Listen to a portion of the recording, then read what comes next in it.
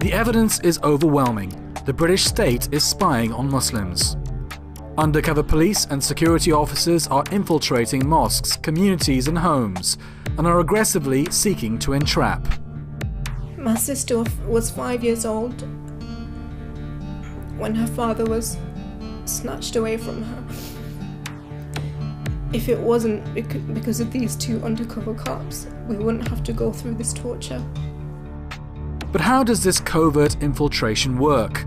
What tactics are the police and MI5 using? It's always this push for information. And yes, of course, we use recording devices, which are often placed within a mosque and an environment of worship. I've been researching the Muslim community on and off for the past 15 years. I want to know if the police and MI5's tactics can ever be justified. Are they gratuitously targeting a whole community, or are they winning the war on terror?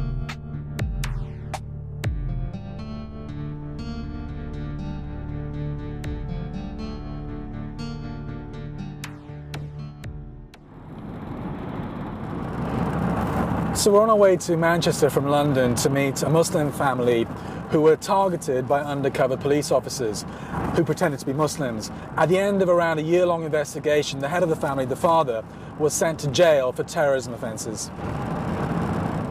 This is the family home of Munir Faruqi, who was convicted of terrorism in 2011. He's currently serving an 18-year prison sentence after being found guilty of trying to recruit people to fight British soldiers in Afghanistan. Undercover policemen pretending to be Muslims spent a year frequenting this home, accepting the family's hospitality and asking them questions about Islam.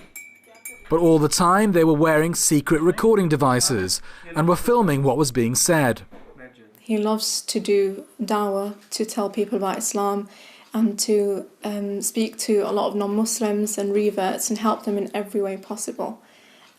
He spent a lot of his free time basically distributing free literature about Islam, Quran in English translation, and helping as many people as he could in the community. The Quran is saying that we have all the answers. Yeah. Challenge me, the Quran is saying. Yeah. Ask me the questions. We have all the answers in the Quran. He'd always go that extra mile to fulfill whatever you need, not just for family members, but even people from outside the family. That was just part of his character, his nature, which, I mean, it was his warm-hearted hospitality that was used against him to frame him. Munir Faruqi can be seen here at his Manchester street stall spreading information about Islam. It's estimated that he converted around one person a week during the 10 years that he ran the stall. There were about 3-4 tables set. That's where all the literature was distributed to the non-Muslims and the Muslims. It's not really isolated from the rest of the community, and it's pretty blatant what he was doing. There was nothing to shy away from, and there was only one message, which was preaching Islam, which had nothing to do with terrorism. The officers, they pretended to show an interest in Islam, and within a month or two in their deployment, after the regular visits to the house, they decided to embrace Islam. One embraced at our house and the other at the local mosque. And that's where the trust just grew. They were really intruding into privacy and into family life. So it would obviously upset me, but nobody actually even doubted the fact that they would be undercover officers. In this footage, Faruqi can be heard allegedly encouraging jihad against British soldiers in Afghanistan. We don't, jihad is not just to go and give your life away, no. If we're going to go there, we'll make sure we take at least 40, 50 people with us. These remarks proved to be his downfall.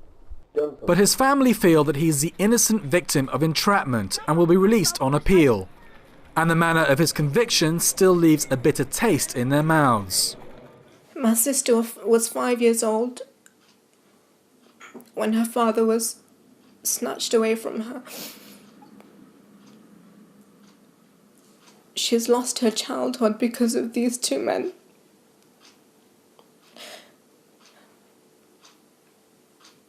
My daughter is growing up without her grandfather. I think it's pretty sick to not just to pretend that you're a Muslim, but to pretend that you're part of any faith. It's not a crime against a person, it's a crime against God. Do you have problems now trusting other people because of what happened to you? Yeah, definitely. To the extent that even when we got raided, my husband, he's a new Muslim, he's English, and I couldn't even trust him because I thought maybe he's an undercover officer.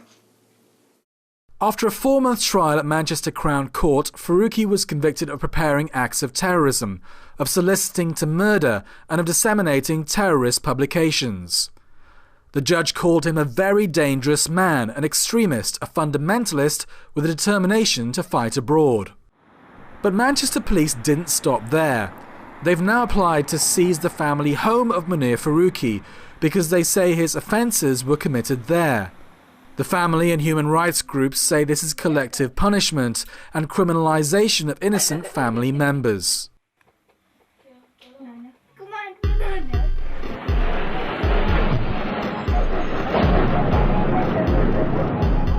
The 9/11 attacks on the United States alerted Britain to the danger that so-called Islamic extremists might be planning to attack its own soil. And after the UK joined the US in invading and occupying 2 Muslim countries, Iraq and Afghanistan, that perceived threat only increased. At home, foreign nationals were targeted for detention without charge or trial and kept in prison indefinitely. They were also targeted for deportation. Then the July 2005 London bombings realised the authorities' worst fears. The bombings were swiftly followed by draconian anti-terror legislation, which allowed for terror suspects, whether foreign or British, to be placed under house arrest on mere suspicion alone. In 2007, with UK troops still bogged down in Iraq and Afghanistan, the government came up with an anti-terror strategy called PREVENT, which mainly consisted of funding Muslim organisations to turn the community away from radicalisation. The idea was that so-called moderate Muslims, who weren't overly preoccupied with British foreign policy, would defeat the radicals in the court of Muslim opinion. But by common consent, PREVENT was a failure. Rizwan Sabir was arrested in 2008 after his university tipped off police that he was reading an Al-Qaeda manual. It later turned out that this was purely for legitimate PhD research. Until you actually address the systemic injustices that one is involved in on a domestic front and on an international front, the reason why people want to use maybe armed violence or armed action against the British state continues to flourish. With the advent of a new coalition government in 2010, PREVENT was updated with a new emphasis on targeting young people at risk of radicalisation. It also stressed the need to aggressively confront Islamist ideology.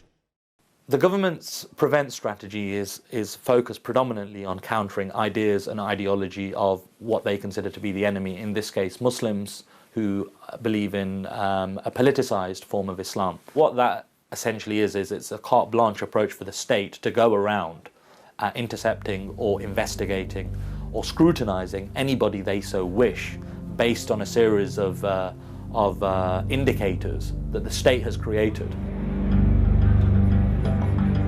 According to some estimates, at least 8,000 British Muslims are under surveillance, especially young people in schools, colleges and universities.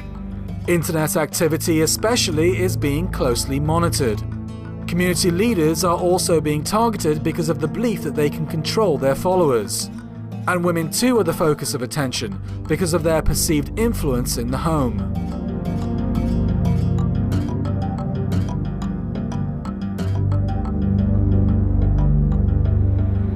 In 2010, hundreds of security cameras began appearing in the Sparkbrook and Washwood Heath areas of Birmingham. What did these areas have in common? Their residents were around 90% Muslim, of course.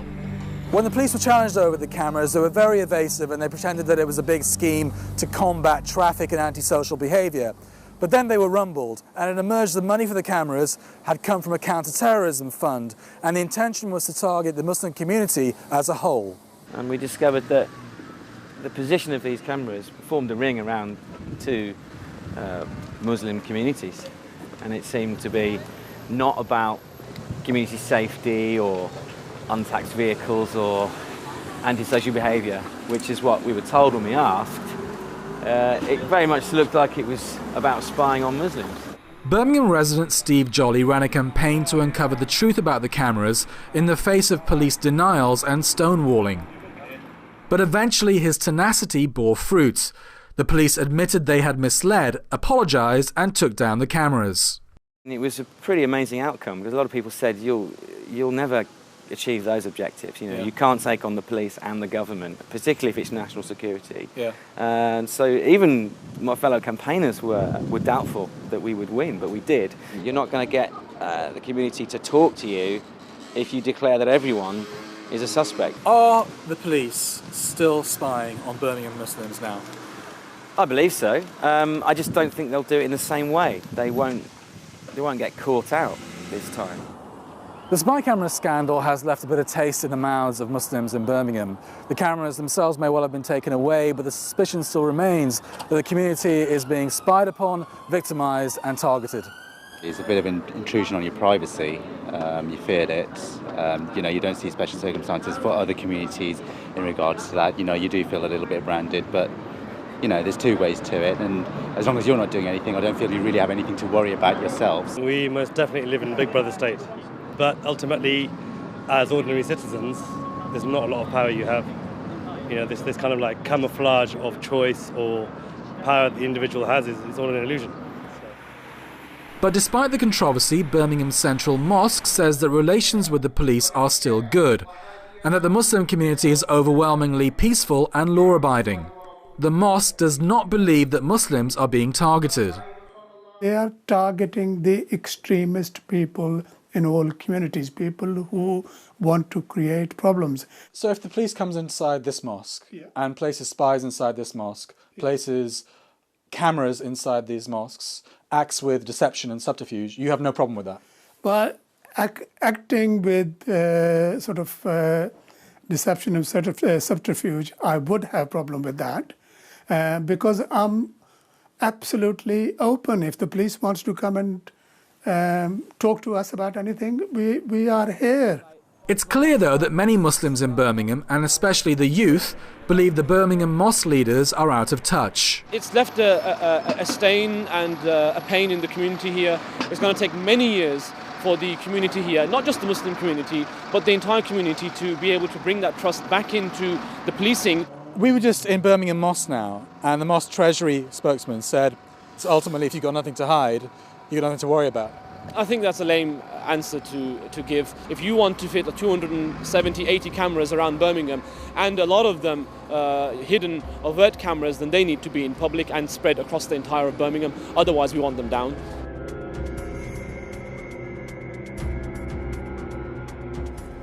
We're learning more and more about covert police surveillance of the Muslim community, but we haven't got the full picture yet, in fact far from it. But we do know that it's probably modelled on US surveillance of so-called dissident groups over the past few decades, and indeed British surveillance of similar groups during the same time period. So I've come here to a small bookshop tucked away in an East London side street to meet a guy who knows how it all works. Activist Andy Minker says he's been targeted by the police over many years because of his work with the environmental movement.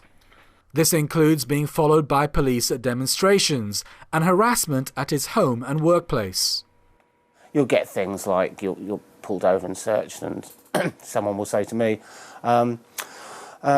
give us your name and address, and I'll say, well, there's no legal power in this country to demand a name and address in the street. And they say, oh, go on, Andy, you're going to tell us you live at 43 Chaucer Road, aren't you?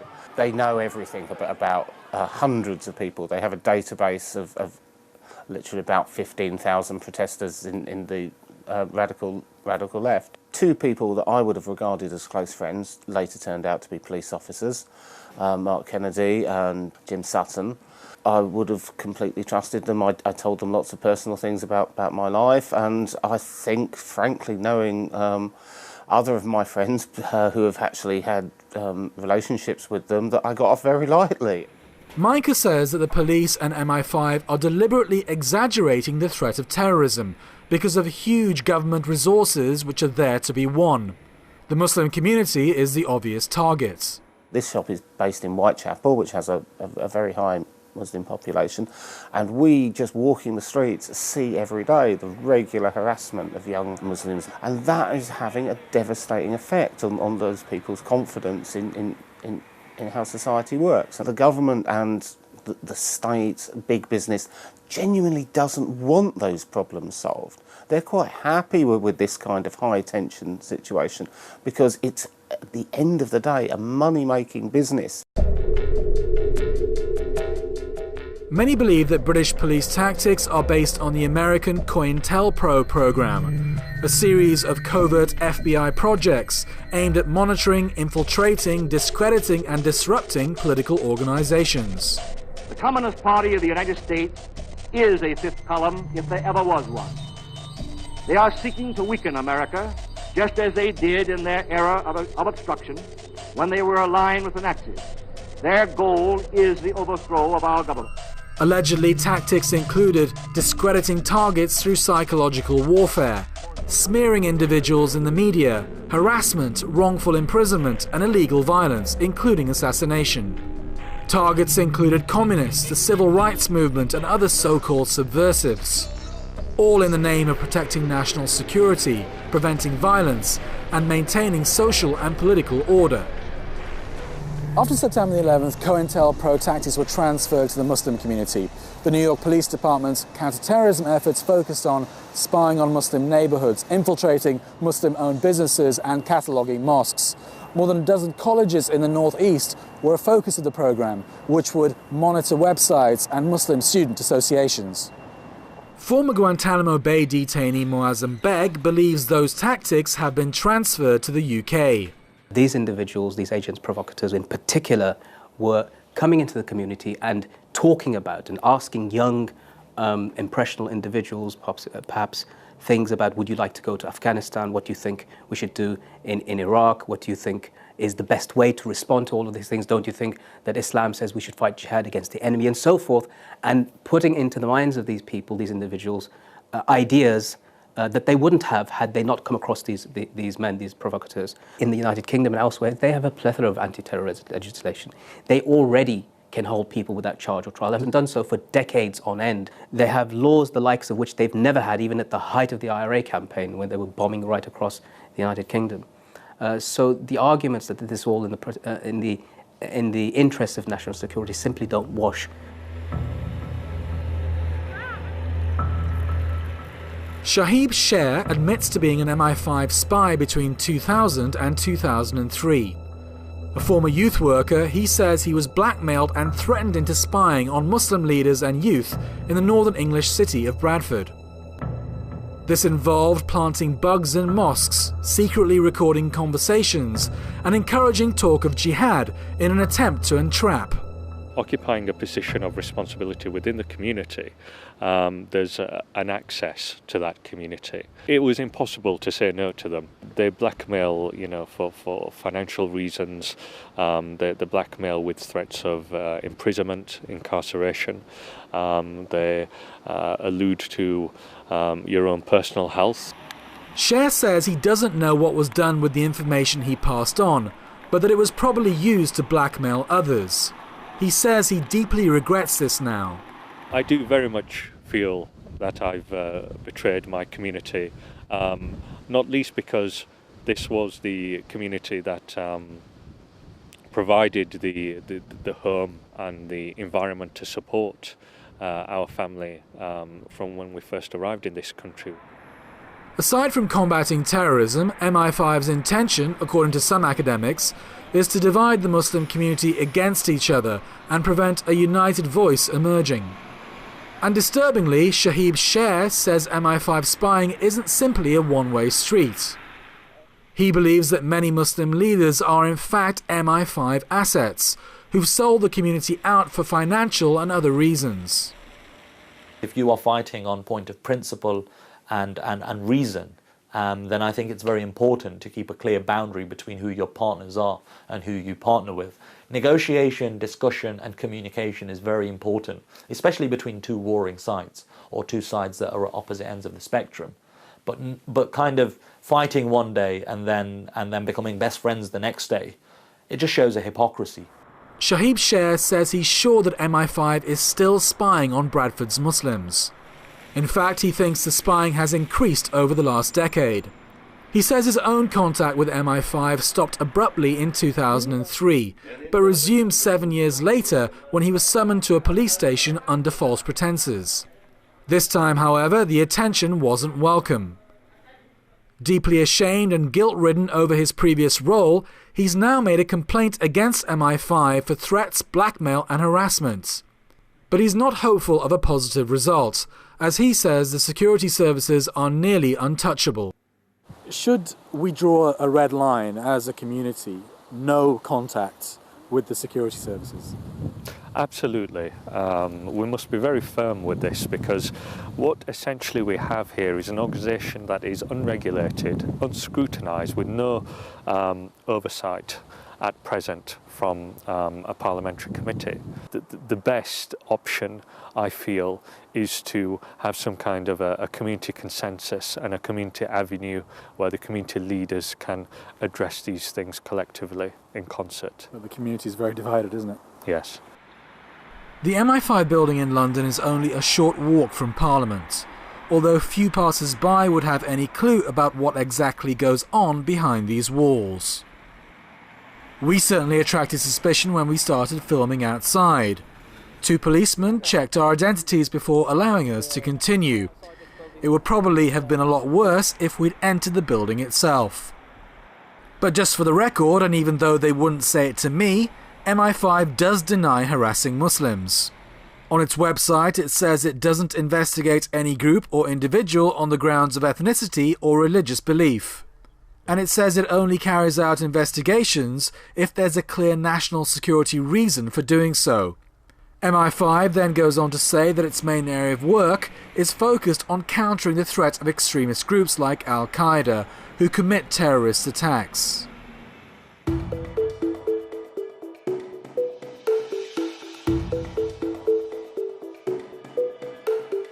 So the police and MI5 stand accused of spying, infiltrating, disrupting and entrapping. Serious accusations, you might think. Now, MI5 don't make public statements, but you would have thought the police might want to rebut those accusations, to call them ridiculous. Well, I contacted them, they didn't even bother replying. But I still wanted to understand how it works from a police perspective. So I went to meet former London Commander Ali Desai, once perhaps the most prominent Muslim police officer in the country, but also the subject of MI5 surveillance. If there is any threat to the national security of this country, there will be a need to carry out some level of surveillance. However, the key word in all of this is proportionality. Just because you have a fine grain of intelligence which says someone may be a threat to national security, that does not give you a license to carry out phone taps, intrusive surveillance, tracker surveillance and everything else. Desai says that some police MI5 tactics are clearly unethical, and he believes the power to decide who gets investigated by undercover officers and who doesn't should be decided by a judge and not by the police itself. Any profiling of any community, particularly the Muslim community or whoever, it has to be based on real substantive intelligence and not on the basis of innuendos and just insubstantive belief that just because someone is Muslim and goes to Pakistan, it's likely to be a terrorist threat. It seems pretty clear that the authorities aren't listening to the concerns of the Muslim community. So in all likelihood, the spying, infiltration, entrapment and disruption will continue. But where does that leave the average Muslim who might fall victim to these tactics? Does he or she have any redress? Or does the community have to play the role of passive victim? One can have an impact on policy if we have ideas, if we have views and writings and ideas. We need to set up institutions and organizations that are responsible for trying to coordinate some coherent response for the Muslim community. But the problem with the Muslim community is that there's so many rivalries and factions and internal disputes that we can't unite on one front. They may be watching us, but we watch them right back. We may think that they're not on our side, but it doesn't matter because it's been documented. And once somebody knows they're being watched, just like us, they become much more careful.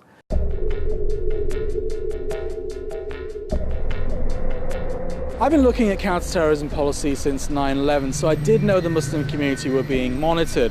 But what I found out during the course of this documentary has truly shocked me. Yes, there is a threat from so-called Muslim terrorism, but actually that threat is quite small. But the resources thrown at that threat are completely disproportionate. The result is the Muslim community feels stigmatized and targeted. Yes, the authorities might catch a few bad guys, but what they lose in return in terms of public confidence far outweighs any gains that they've made.